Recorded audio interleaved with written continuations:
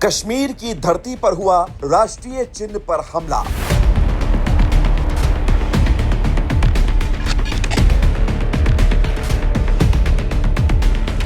कश्मीर घाटी के हजरत बल दरगाह से एक चौंका देने वाला हादसा सामने आया है, जिसमें राष्ट्रीय चिन्ह को पत्थरों से तोड़ा गया। यह कोई साधारण घटना नहीं, बल्कि राष्ट्र का अपमान है। दरअसल ईद के मौके पर हजरत बल दरगाह में इकट्ठा हुई भीड़ ने वक्फ बोर्ड इनॉग्रेशन प्लेट पर पत्थर बरसाए और उस पर बने राष्ट्रीय चिन्ह को क्षतिग्रस्त कर दिया। लेकिन अफसोस की बात यह है कि इस पर सख्त कार्रवाई करने की बजाय उमर सरकार और उसके नेता इस शर्मनाक हरकत को खुली शह दे रही हैं और लोगों की धार्मिक भावनाओं को भड़काकर कश्मीर को फिर से अलगाववाद की आग में झोंकने की साजिश कर रहे हैं। यह बेहद निंदनीय है और यह लोग भूल रहे हैं कि हजरत बल दरगाह का सौंदर्यीकरण भाजपा ने ही करवाया है। जहां एक तरफ भाजपा घाटी में विकास कर हालात सुधार रही है, तो वहीं दूसरी तरफ नेशनल कॉन्फ्रेंस ऐसी घटनाओं का समर्थन कर हालात बिगाड़ने में लगी है। यह कोई साधारण राजनीति नहीं, यह सीधे सीधे जेकेएनसी की अलगाववाद और भारत विरोधी मानसिकता को बढ़ावा देने की चाल है। नेशनल कॉन्फ्रेंस के नेताओं के द्वारा इस घटना पर किए गए ट्वीट साफ जाहिर करते हैं कि उमर सरकार इस शर्मनाक घटना का पुरजोर समर्थन कर रही है और घाटी में हालात बिगाड़कर दहशत फैलाना चाहती है। और अब सुनिए नेशनल कॉन्फ्रेंस के नेता तनवीर सादिक का बयान।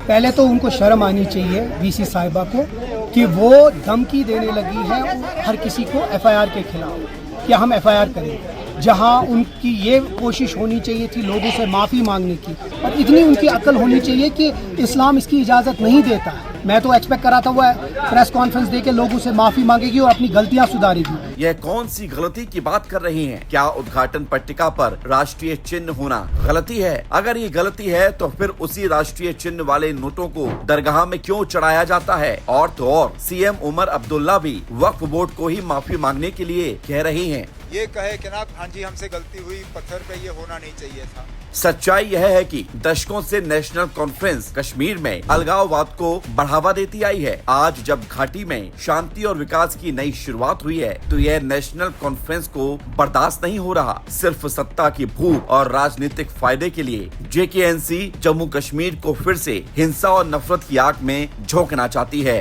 यही है इनकी घटिया और गंदी राजनीति।